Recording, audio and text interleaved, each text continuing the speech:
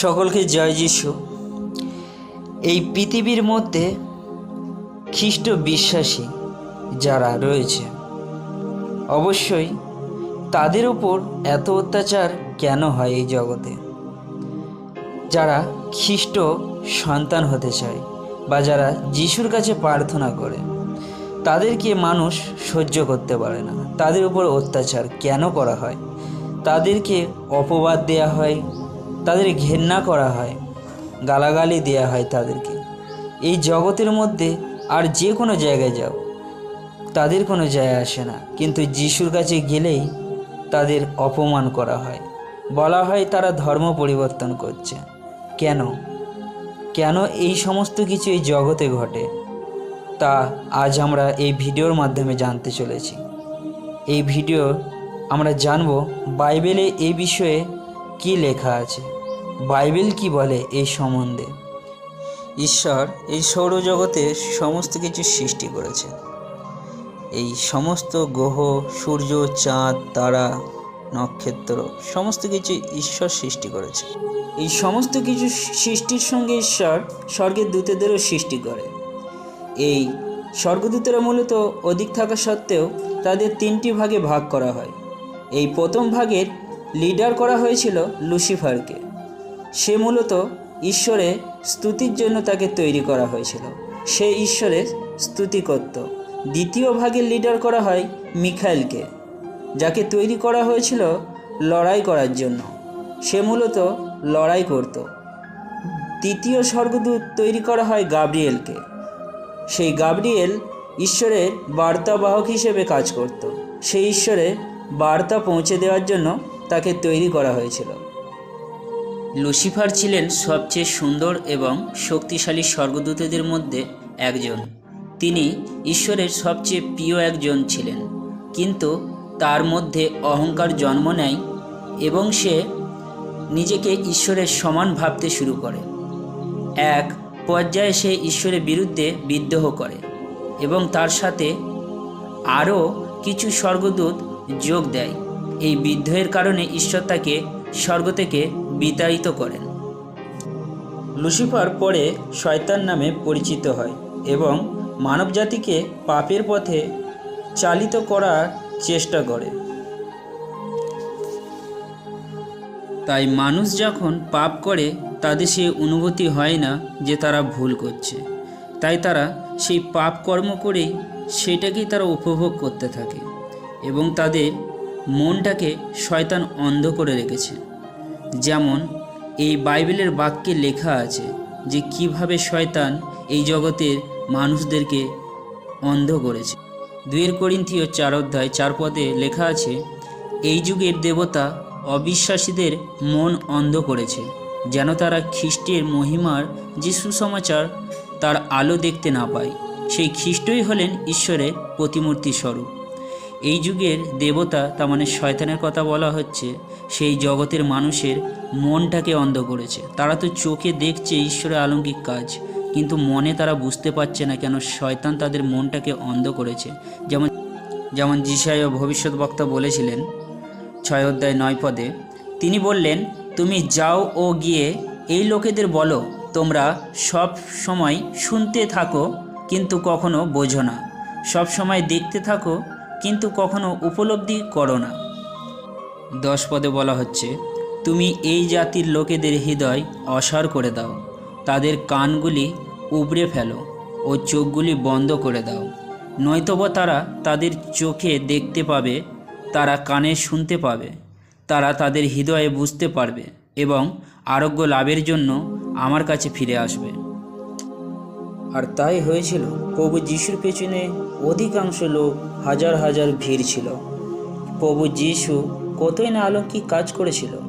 5টা রুটি এবং 2টি মাছ কত মানুষের মধ্যে ভাগ করে তিনি খাইয়েছিলেন এবং তিনি আরোগ্য দান করেছিলেন অনেক মানুষকে। কারো চক্ষু দান, কাউকে মৃত্যু থেকে জীবিত করেছিলেন, কোনো খঞ্জকে তিনি চলার শক্তি দিয়েছিলেন। তিনি কতই না অলৌকিক কার্য করেছিলেন। এমনকি তিনি মৃত লাশার যে পচে গলে গেছিল তাকে পর্যন্ত তিনি জীবিত করেছিলেন। কিন্তু এত সংখ্যক কার্য দেখেও মানুষ তাকে বিশ্বাস করতে পারেনি।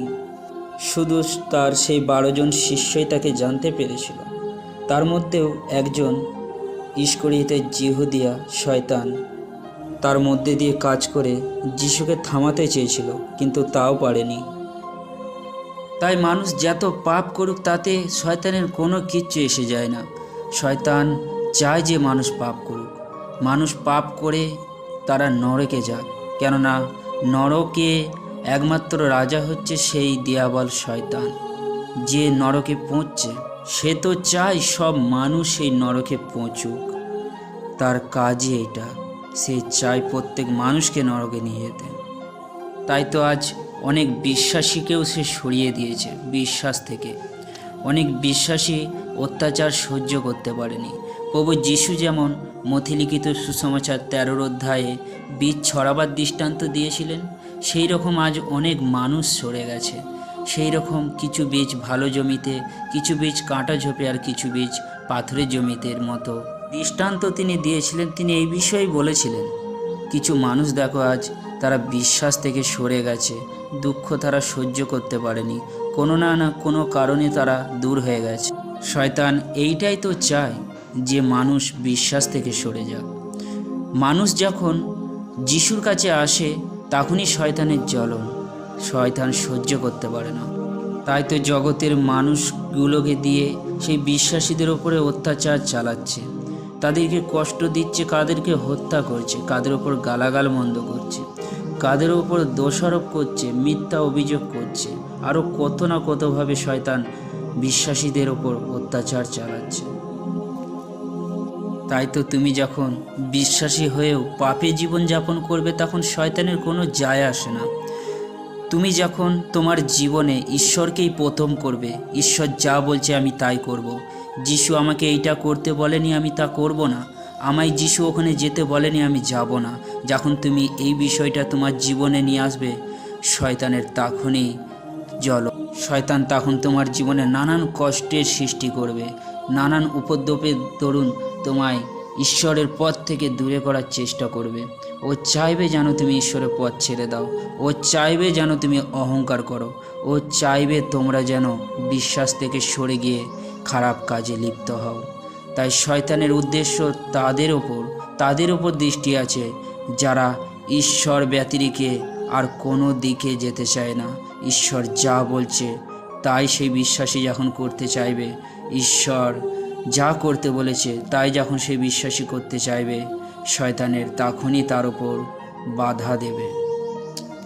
তাই তো বিশ্বাসী হয়েও যারা মন্দতাকে বেছে নিয়েছে, যারা মন্দতার মধ্যে মেতে রয়েছে, শয়তানের তাদের ওপর কোনো যায় আসে না, কেননা তারা তো মন্দ কাজ করছে এবং তারা তো শয়তানের কাজ করছে। তাই তাদের ওপর কোনো রাগ নেই শয়তানের একমাত্র রাগ সঠিক বিশ্বাসীদের ওপর, সঠিক বিশ্বাসী যারা। কেননা প্রভু যিশু এই বাইবেলের বাক্যের দরুন তিনি বলেছেন, যোহন 8 অধ্যায় 12 পদে লেখা আছে, লোকেদের আবার শিক্ষা দেওয়ার সময় যিশু বললেন, আমি জগতের জ্যোতি, যে আমাকে অনুসরণ করে সে কখনো অন্ধকারে পরিভ্রমণ করবে না, বরং সে জীবনের দীপ্তি লাভ করবে। তাই তো তারাই সঠিক বিশ্বাসী, যারা সঠিকভাবে চলছে, বাক্য পালন করছে।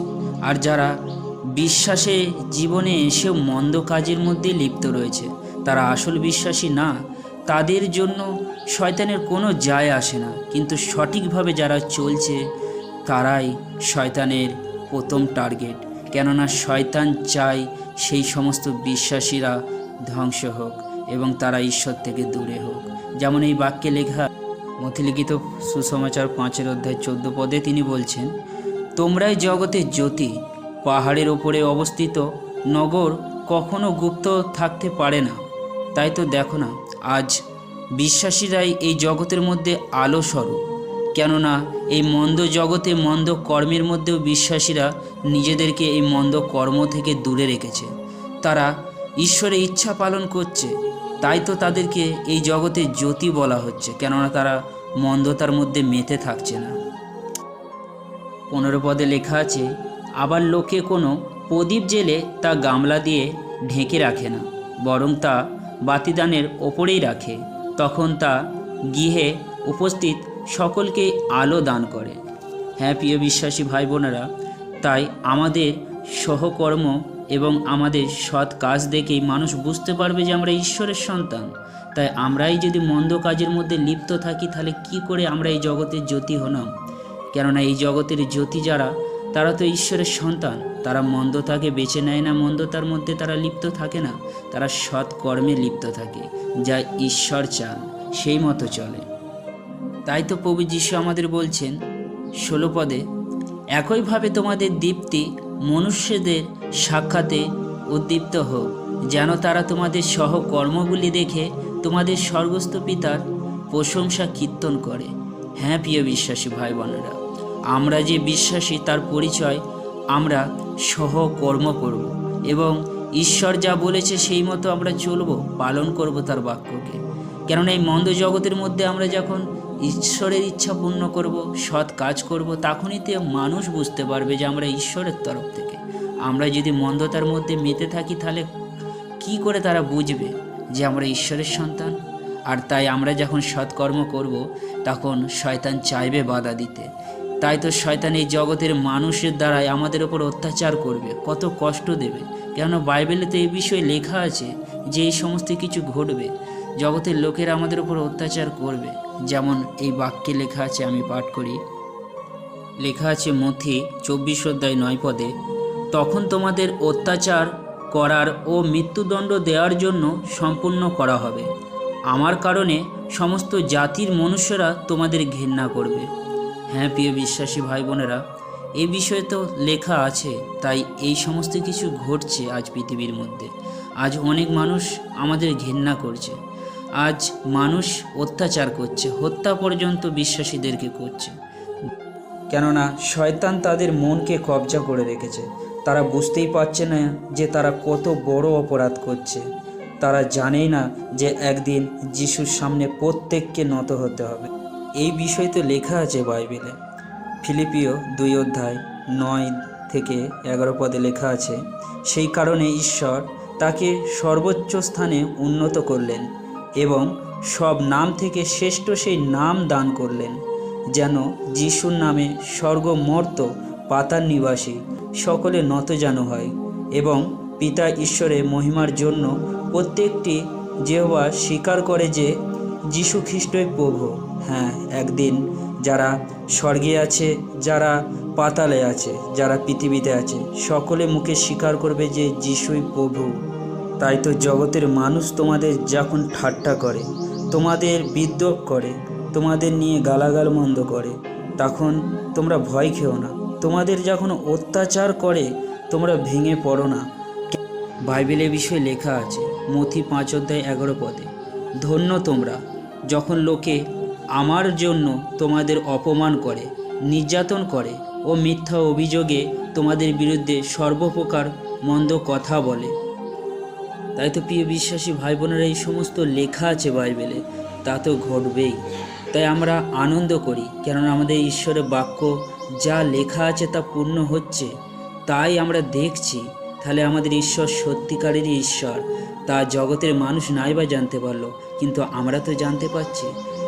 তাই 12 পদে বলছে, উল্লাসিত হও, আনন্দ করো, কারণ স্বর্গে তোমাদের পুরস্কার প্রচুর, কারণ পূর্বে ভাওবাদীদেরও তারা একই উপায়ে নির্যাতন করত। হ্যাঁ প্রিয় বিশ্বাসী ভাই বোনেরা, তোমরা আনন্দ করো যখন যিশুর নামে তোমাদের অত্যাচার করা হচ্ছে। কেননা তারা জানে না তারা কি ভুল করছে, কিন্তু আমরা তো জানি। এই পৃথিবী থেকে আমাদের প্রভু যিশু খুব শিগগিরই নিতে আসছে। আমাদের র্যাপচার ঘটবে খুব শিগগিরই, আর প্রভু যিশুর সঙ্গে আমরা সেই র্যাপচারের মাধ্যমে চলে যাব এবং এই পৃথিবীতে যারা রয়ে যাবে তারা মহা কষ্টকে দেখবে। এই পৃথিবীর মধ্যে সেই অ্যান্টিক্রাইস্ট আসবে, কতভাবেই না তাদের কষ্ট দেবে এবং তাদের দ্বিতীয় জায়গা হবে নরকে। তাই এই ভিডিওটা যদি কোনো অবিশ্বাসী দেখছে, তাদেরকে আমি বলতে চাই, তোমরা মনকে ফেরাও। যিশুই একমাত্র ঈশ্বর, তিনিই পথ, সত্য ও জীবন, তিনিই স্বর্গে যাওয়ার একমাত্র পথ। তাকে বিশ্বাস করলেই তোমরা একমাত্র স্বর্গে যেতে পারবে, না হলে তোমরা স্বর্গে যেতে পারবে না। সকলকে জয় যিশু।